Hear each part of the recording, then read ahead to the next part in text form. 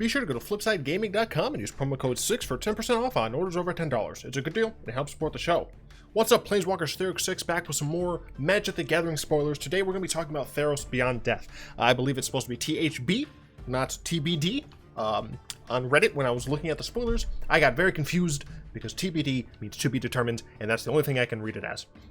Before I jump into some cards, I think I'm going to talk a little bit about some of the overarching things that are occurring with Theros Beyond Death.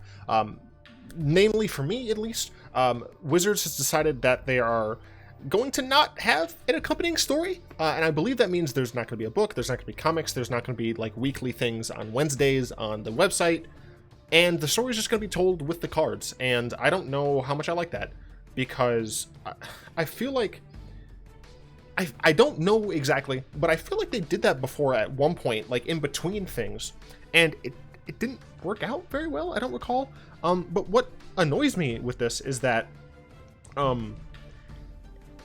this is probably a story that a lot of people have been waiting for, and it's the return of Elspeth. We'll get to her in just a second. But a lot of people liked the story of Theros. A lot of people like Elspeth, and they're really excited to see how exactly she gets out of her situation. And they're not going to have a detailed explanation of that, I guess, which I don't understand, but hey, it's their IP. They can do what they want with it. Speaking of their IP, we're going to jump into some cards. This is the big batch of cards that have been shown over holiday break, and I just wanted to wait until a time where I felt it was okay, because I think starting tomorrow, or today for you all, we're going to start getting into a lot faster previews. Ashiok Nightmare Muse here, as you can see over here. Kind of. You can see kind of the other art. 5 mana for a 5 loyalty Planeswalker. First, off the bat, I'm so glad we don't have another 3 mana Planeswalker. I like Planeswalkers at 4, 5, and 6 mana. Those, in my opinion, are the sweet spot, especially considering you're, like, think about this for a second. Ashiok here, 5 cost, 5 loyalty. Someone, who shall not be named, 3 cost, 5 loyalty. That's ridiculous. So I'm glad we kind of maybe pulling back, hopefully. +1, create a 2/3 blue and black nightmare creature token. Whenever it attacks or blocks, each one exiles the top 2 cards of their library. You might be saying that's not great. And the reason you might be saying that is because, well, like you're just making a 2/3, like who cares if they're exiling cards? The reason it's great, regardless of the rest of Ashiok's abilities, is because when you're evaluating Planeswalker, what you often want to look at to see if the Planeswalker can stand on its own, especially in a mid-range deck, which is the type of thing I'm interested in, is can this thing protect itself? This can. It makes a 2/3 on plus, which is fantastic, and its triggered ability works not only on attacking but also on blocking. This is great because, one, it means that you don't have to be an aggressive deck, especially considering the body's at 2/3. That really is going to want you to be defensive. So being able to just passively hit your opponent with this stuff is fantastic. Notably, I'm really excited about this because I have a blue-black Rexiel the Risen Deep Lovecraftian theme deck, and this card goes perfectly in it for so many reasons. It works great with the deck. Anyway, -3, return target non-land permanent to its owner's hand, then that player exiles a card from their hand. This is functionally removal, and that's another thing that you want to be looking for in a Planeswalker, right? Is, can it protect itself?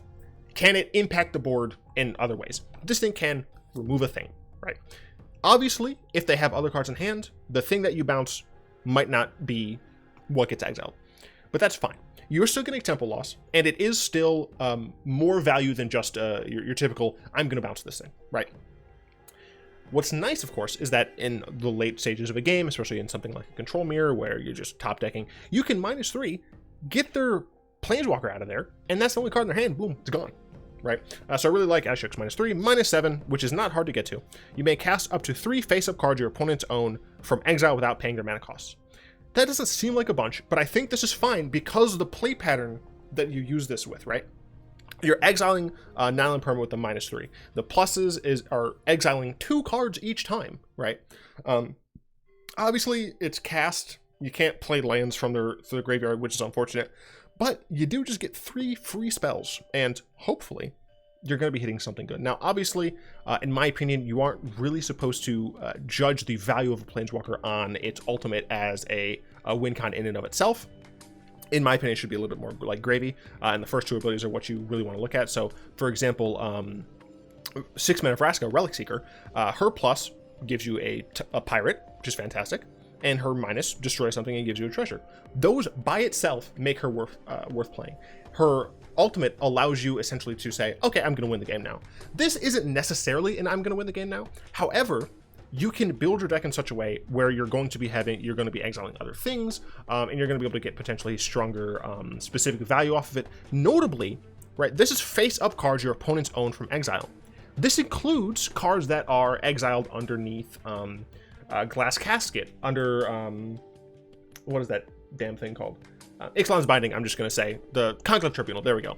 It counts those cards as well, right? So it doesn't have to be from Ashiok's ability, it's any exiled card. If they have a face-up exiled card from something that they do themselves, that also counts. So I'm really excited about Ashiok. I think Ashiok is the type of power Planeswalker should have, and it's the type of design where it all plays into itself, right? It's not just a bunch of good cards stapled to a card. It's, you're making a Nightmare, which works with Ashiok, it protects Ashiok, exiles cards. You got another ability, exiles cards. That payoff cares about cards being exiled. So I really, really appreciate that. I'm just going to jump over to Elspeth. I'm going to show her off here as well. Kind of this weird, sickly black spear. And I've already seen some people talk about, like, oh, what's going on here?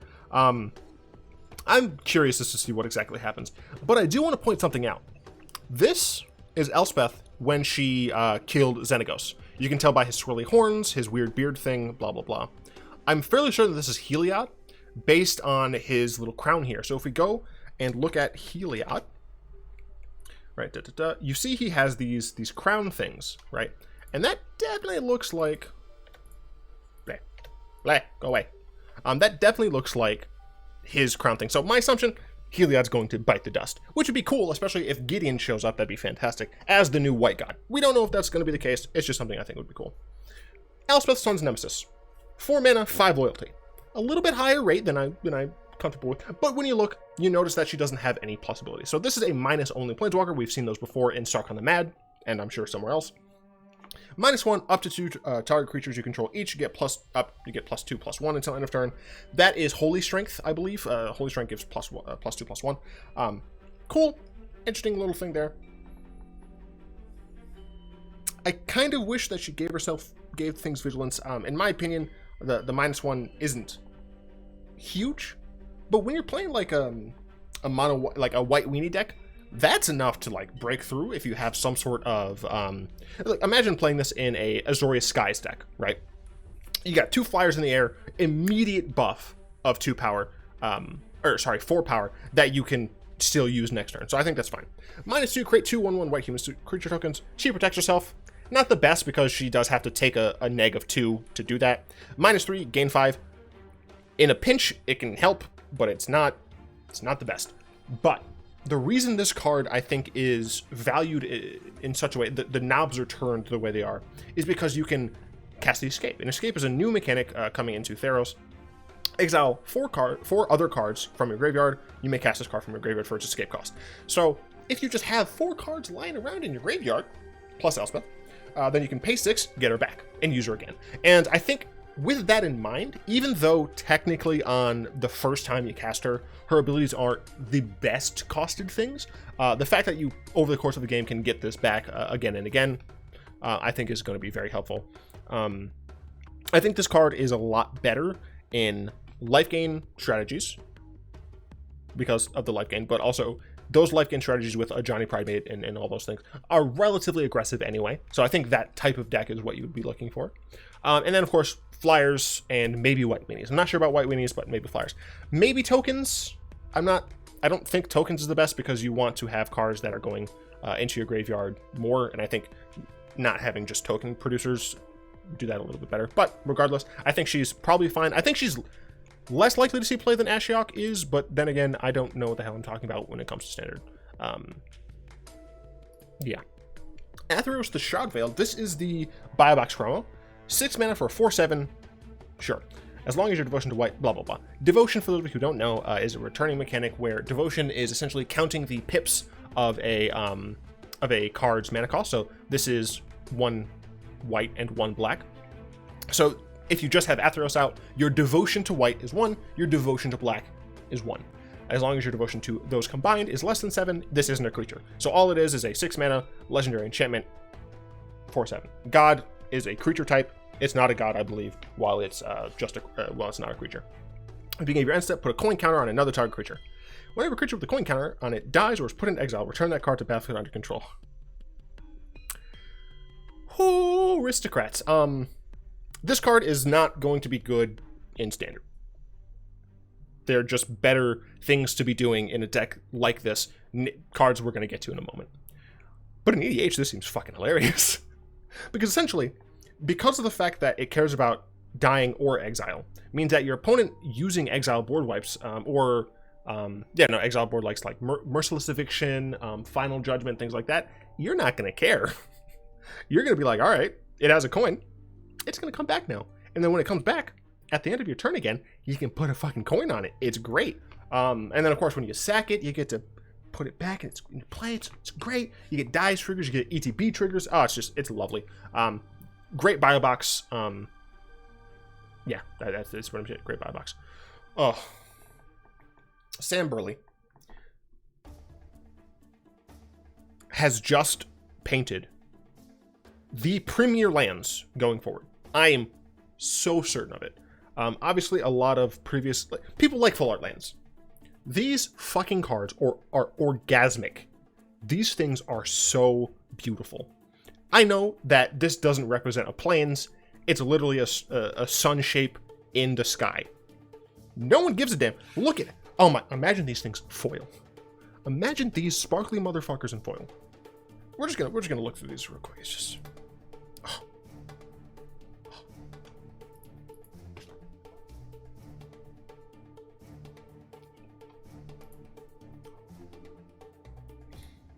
It's just so good.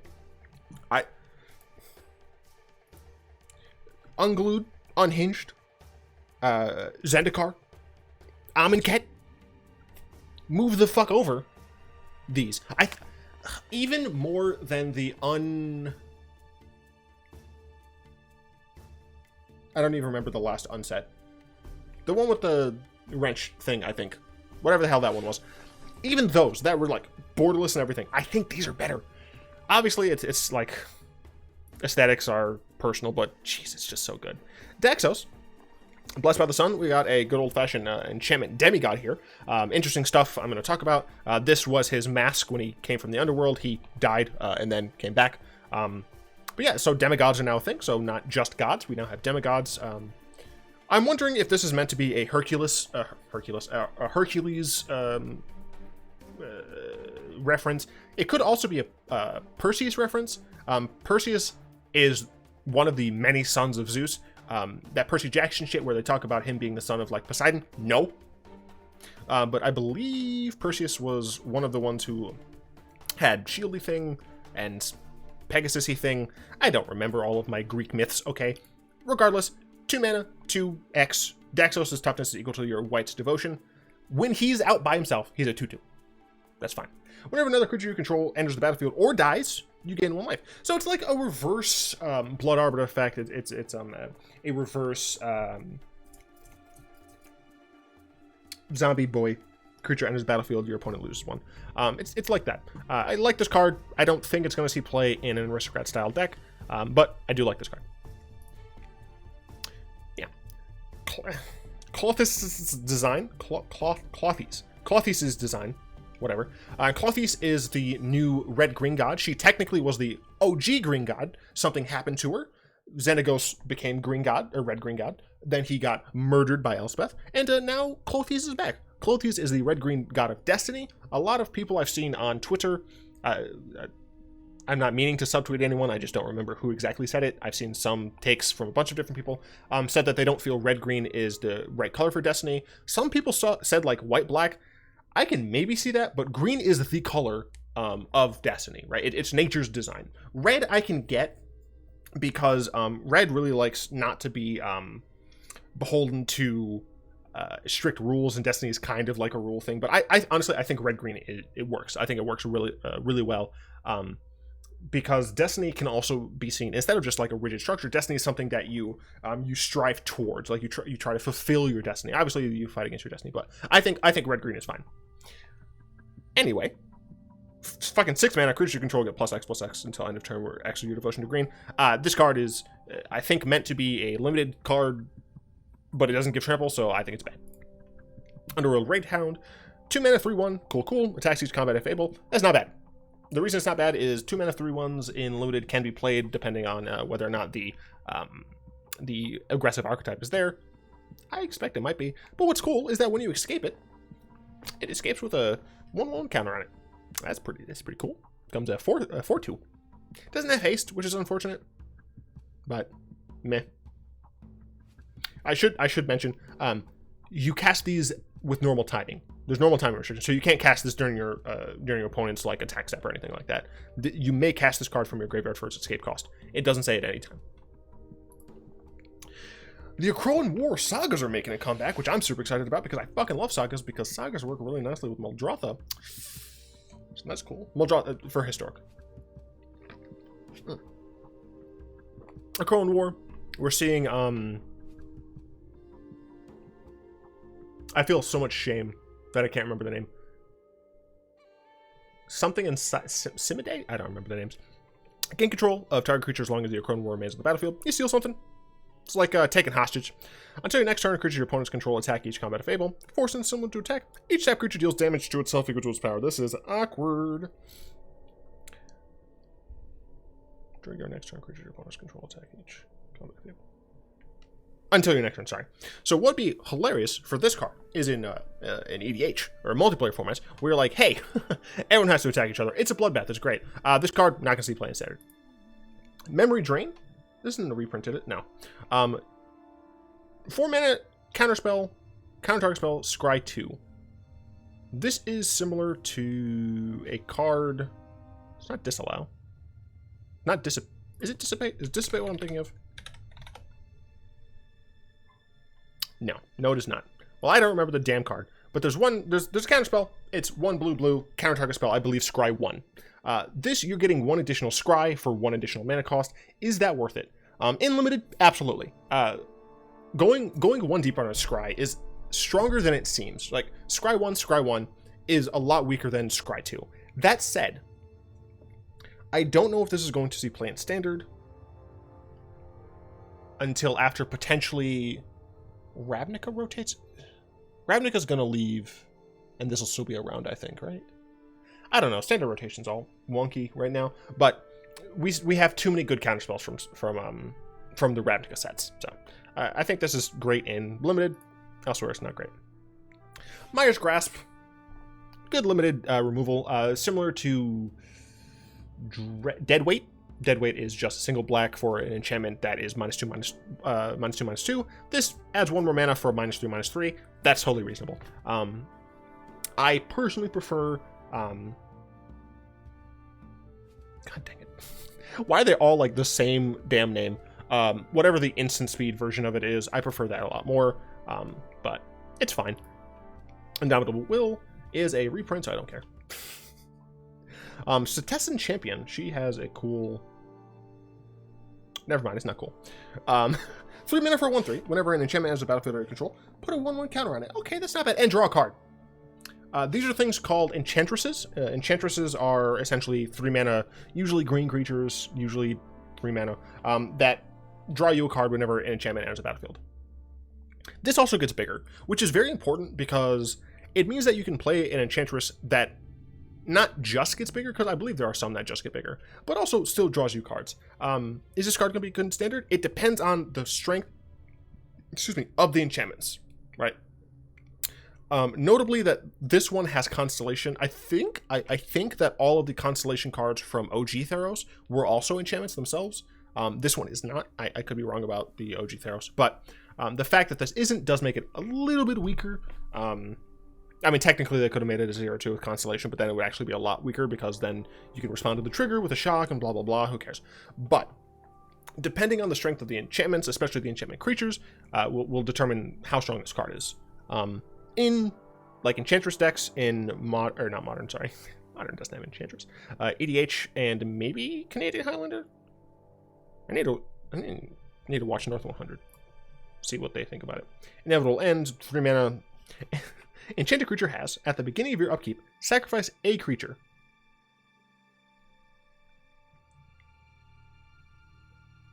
I feel like I've played with this card already. Oh, because I did. I totally forgot we had that that Elspeth and Ashiok thing. I feel smart. Anyway. I did play with this.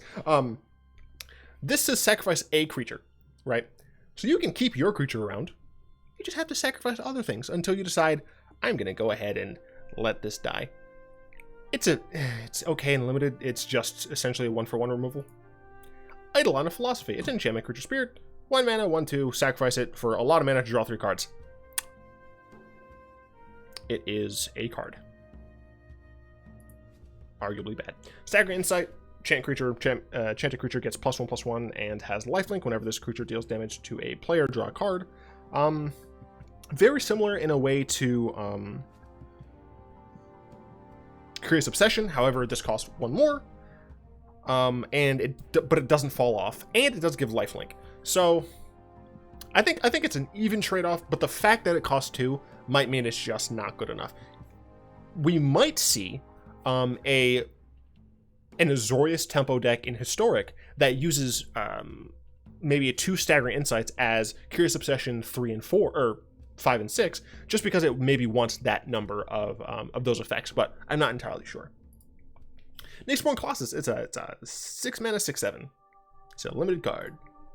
Leona the Lost Pride. Hey, look, it's a card that is very similar to Blade of the Sixth Pride, which I assume is what this is referencing. But it's a 2 mana, 3/1 with extra abilities. When it dies, exile a card from your opponent's graveyard. Alright, it's not bad. It's not good, it's not bad. Naceborn Cursor, it's a 3 mana, 2/4. This is great and limited, well, potentially. Pillar Field Docks? Whatever. 4 mana, 2/4 is kind of like one of the bases for white commons in limited. This is slightly better because 1, it's an enchantment, and 2, it costs 3. Obviously, it's an additional white pip. It's 1 dub white instead of 3 white, but I like it. Will it see play in anywhere but limited? No, not at all. Commanding Presence. Yeah, it's a 4 mana aura. It's not good though. Creature gets +2/+2 and has first strike, and whenever this creature deals combat damage to a player, create a 1/1 human. Enchantments have this one issue called being 2 for 1, and this card does not fight that. So it'll see play nowhere. Hero of the Winds, 4 mana for a 1/4 flyer. Okay. Whenever you cast a spell that targets Hero of the Winds, creatures you control get +1/+0 until end of turn. This, I think, is meant to be a callback to the original Theros mechanic called Heroic. Heroic cards, whenever you targeted them, something happened. This, very similar. 4 mana for a 1/4 flyer is not the best rate, but the fact that you get extra value out of this, and it does pump the whole team, I think makes it probably okay in limited. I don't know if I'd be picking it even like mid, but it might be like a round out pick. Revoke Existence. I'm so glad that this card is back. I fucking love Revoke Existence. It's unfortunate that is a sorcery, but it just exiles an artifact or enchantment. Fuck that disenchant shit.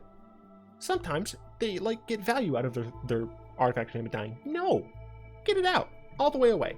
And they're of course using the best art. Shut up. You saw nothing. I'm gonna talk a little bit more about some lovely art. Fucking Sam Burley, stop, dude. It's just so good. Look at the colors in this. Right? The reason I think I like this so much is because it's not just yellow. You know, it's not just yellow, it's not just pink, it's not just white. It has a blend of lovely, different, vibrant colors. And it's just fantastic. And then, of course, you have like the great Theros trees. The fucking fluffy cloud. It's so good. It's just so good. You got like underworld stuff, and then you got overworld stuff. This fucking like cool steam venti swamp. I don't know what these things are called. Chains. It's just so good.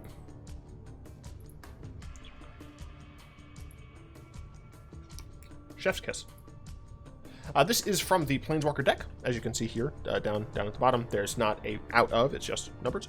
Undaunted Hero, 5 mana for a 5 loyalty walker. Put a 1/1 counter on each of up to 2 target creatures. Not awful for what it's worth.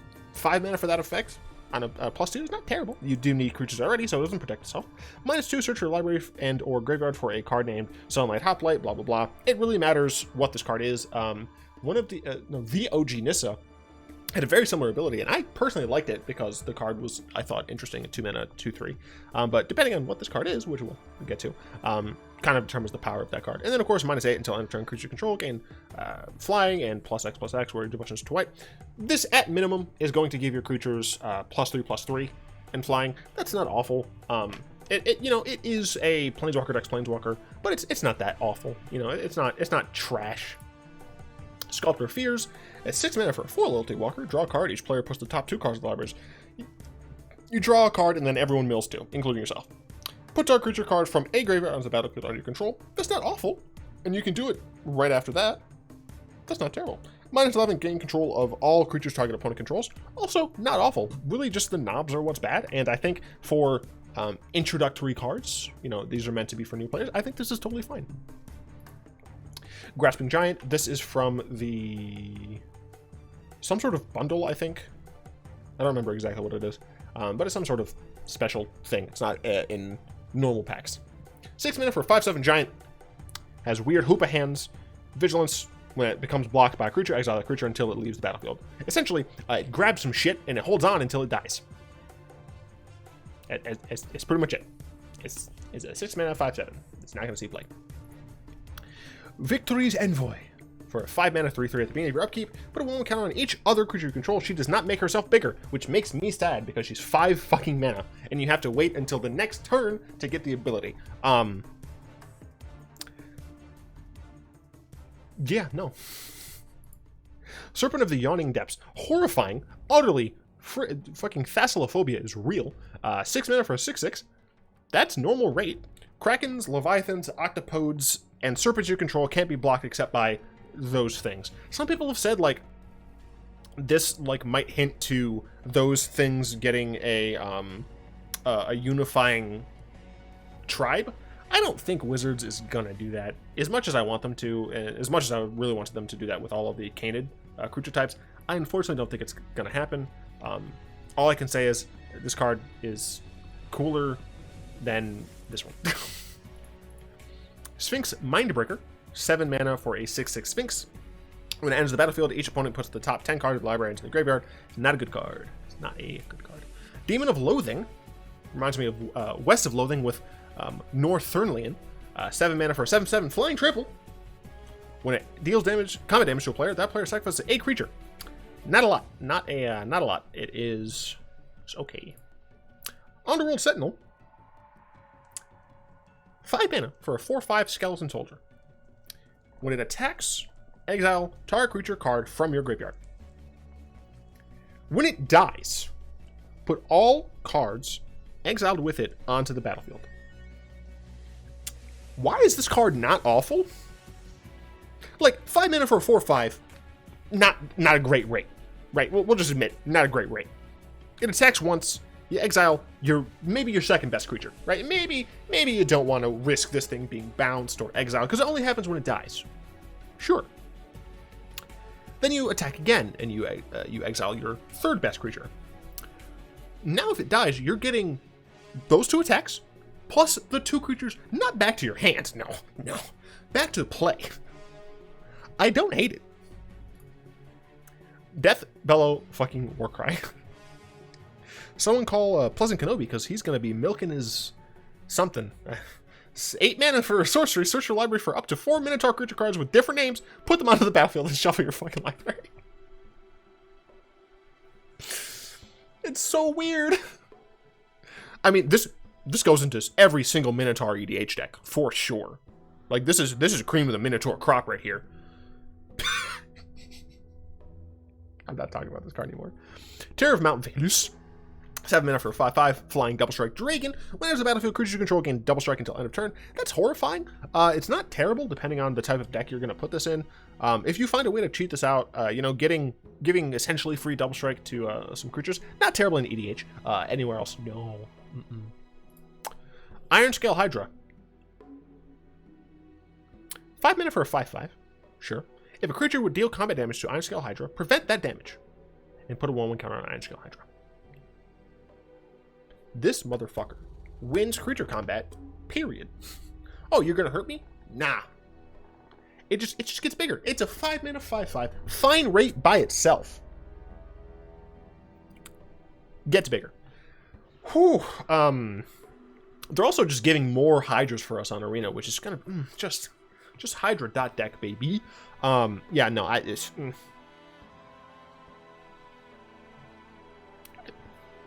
this is if a creature. You can have your own creatures do damage to this.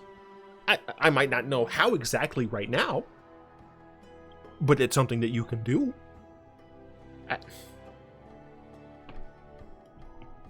It's good. I think this card could actually see standard play. I don't know. We still have Nissa. You know, we would have to, in my opinion, get rid of Nissa. We'd probably have to lose the entirety of Ramdika stuff in order to play Iron Scale Hydra. But it's a fine card. Like, it's fine. Unlimited, fucking pick this card like, oh wait. It's not gonna be unlimited. Tree Shaker Chimera, 7 mana for an 8/5. Weird ass creature. All creatures able to block this do so. When it dies, you draw 3 cards. No, next. First of all. Damn! Second of all. She looks so cool. Which is what the dam was for. She's fucking awesome. 3 mana 4/5. As long as your devotion to red and green is less than 7, she's not a creature. That's nice. At the beginning of your pre-combat main phase, untap, upkeep, draw, main phase 1. Exile target card from a graveyard. You must do this. If there is a target, you have to do it.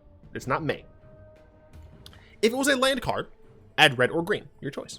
Otherwise, you gain 2, and Cloythus deals 2 damage to each opponent. Now, obviously, this doesn't mean that you can't really do graveyard shenanigans. Kind of sad.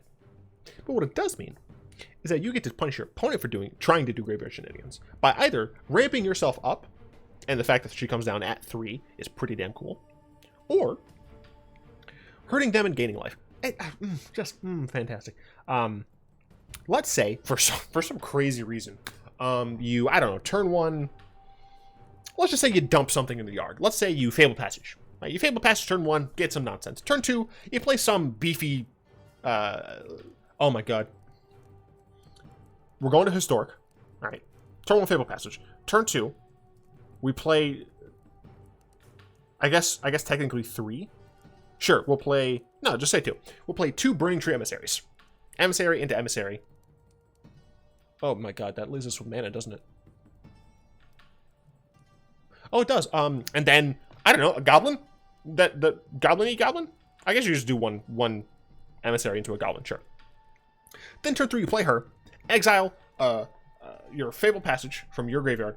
Play fucking who cares that's red or green. And then boom, you have a big 4/5. Oh, it's just so cool. I'm hoping she's not going to be too much of an issue, but... I mean, I could just see it now with all of the pretty decent aggressive Gruul cards, and then you also just have the double green cards like Questing Beast, you have Fight Wolf, you have Flash Wolf, even Nissa's fine here. 4 mana Vivian is fine. Just it's gross. Fuck, 4 mana Vivian's pretty decent here, because that puts your devotion to red and green to 5. So you have a 2. Oh my god, you have any fucking 2-drop, any 2-drop that has 2 pips. This Vivian, just smack the shit out of your opponent. It's great. Best card being reprinted, bar fucking none. Grey Merchant of Asphodel. This card is Strunk. Now, obviously, its strength and standard is going to depend entirely on what good black pip card you have. The issue is that we have some pretty damn good ones. we have let's just what's an interesting drain thing that's already being played. All right, Cat Oven. You have Cat Oven. Boom. Immediately you have a nice combo that you just put in there. You've got I don't know. What about that one card that destroys a creature or a planeswalker and has 2 pips for black? I'll just chuck that in there. Rankle. Rankle's a card. Rankle goes in this deck. Yeah. It seems like this deck just builds itself, and that is with just the basic cards, right? We haven't even explored all of the great removal that we have access to. This mono black is going to be pretty decent. Obviously depending entirely on like the metagame, but fuck that. This is going to be great. Grey Merchant of Asphodel is even better in Historic, where you have access to all of the great chromatic black stuff, plus Grey Merchant of Asphodel. You might not even need to make it chromatic black. Just fucking pure black. Just Gary, plus you got freaking Dread Presence. You got Phyrexian Arena. It's just so nice. It's just so nice. Even if your opponent wraths your board, because of Cat Oven, you've been draining your opponent so much that you can just play a Gary and just drain your opponent for 2 more. And that's not awful. I love it. I just love it. Gary is great. The Binding of the Titans, 2 mana. Each player puts the top 3 cards of their library into their graveyard. Sure, self-mill, seems fine. Looks potentially decent in Muldrotha, maybe. Exile up to 2 target cards from graveyards, not just from 1. For each creature card exiled this way, you gain 1. Sure. Return target creature or land card from your graveyard to your hand. This is a pretty middling, saga. It is okay graveyard hate. It's possible that you're going to bring this in against some sort of graveyard shenanigans deck. What's really nice, of course, is that it both fuels and removes cards for escape mechanic, right? So each player puts the top 3 cards into their graveyard. It means that potentially you can use the escape mechanic. Second one is exile up to 2 target cards from graveyards. You can exile cards that have escape. And then, of course, you can return a non-escape card or something to your hand. My biggest issue with this card is the fact that your opponent is going to have more mana than you to use their escape cards potentially, because you're going to be the one playing Binding of the Titans, and it enters the battlefield and gets a lore counter, which means that you're going to mill them, and then they're going to potentially be able to use that on their turn. So it's relatively weak. Maybe we'll see it in sideboards, but I kind of just doubt it. Allure of the Unknown. 3 black, red. Reveal the top 6 cards of your library. An opponent exiles a non-land card from them. Then you put the rest into your hand. That opponent may cast the exiled card without paying its mana cost. You get 5 cards.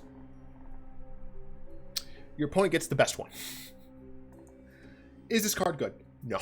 There's no way this is good. And the reason I say that is because you don't get to cast the shit for free. Let me just triple check. No, you don't get to cast this shit for free. They do. Now, obviously, you can mitigate that somewhat by playing, I don't know, Omniscience. And first having Omniscience out, and then you get to do that shenanigans. That said, I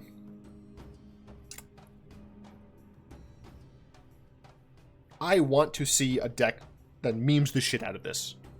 I will play it. I'm not going to build it, though. That is not my job. Playing it, that's my job. But, meme, yes. Good, no. Gallia of the Endless Dance is a good old-fashioned Gruul 2/2 with haste. Other satyrs you control get +1/+1 and have haste. So we're seeing an interesting satyr lord, which is kind of odd to me, but okay. Whenever you attack with 3 or more creatures, you may discard a card at random. If you do, draw 2 cards. I think that's a cool thing for red-green for draw. It's tied to your creatures, which is green. It's random, which is red. I think it's totally fine. The fact that she buffs other satyrs is really cool. I'm curious to see how many satyrs we'll get. I don't actually know how many satyrs that we have. I don't know why I put satyrs. A boon satyr. So we don't actually have a lot of... We don't have a lot of good satyrs, unfortunately. But hopefully with new Theros, we'll get some cool satyrs. I think she's cool. Timuret Calls the Dead. 3 mana. 1 and 2, put the top 3 cards, mill yourself for 3. Then you may exile a creature or enchantment card from your graveyard. If you do, create a 2/2 black zombie creature token. Then 3, you gain X life and scry X, where X is the number of zombies you control. I have no idea how to evaluate this card, and I'm someone who loves zombies. My big issue is the type of zombie deck I prefer using are ones where I get the zombies back. This is a little bit different. This is one where you are kind of filling your yard, or at least not caring that your yard gets filled, but exiling stuff from your yard. It's nice that this can exile an enchantment, which means that having this in your graveyard doesn't actually hurt you too much. I just don't know where this goes. Oh man, if we still had